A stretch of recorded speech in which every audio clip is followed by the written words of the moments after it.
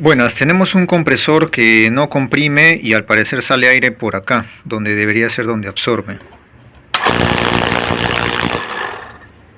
Y bueno, escuchan un sonido que chilla, ¿no? Ahí dice, advertencia, no encienda el compresor sin aceite. Ahora, eso es lo que vamos a ver en este compresor. Normalmente se malogra esto, pero vamos a abrir la cabeza. Vamos a tener que abrir la cabeza. O sea, estas cabezales de acá.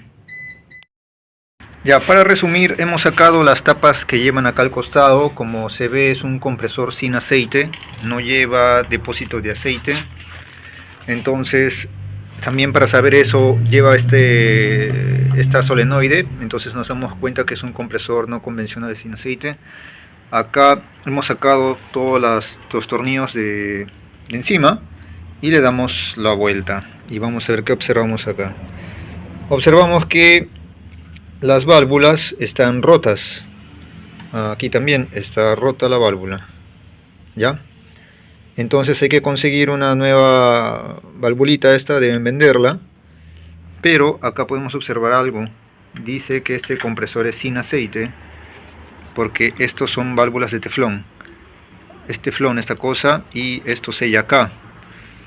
O sea, así dice, pero allí en el aviso dice no usar sin aceite. Entonces acá se usará aceite o así nomás será. Y me imagino que debe haber un poquito siquiera de aceite, se debe de poner, pero dice que es sin aceite. Entonces, para que no pierdas tiempo en los otros videos, simplemente hay que conseguir esto.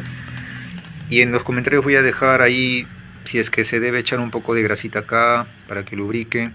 Y nada más, solamente eso, y ya está.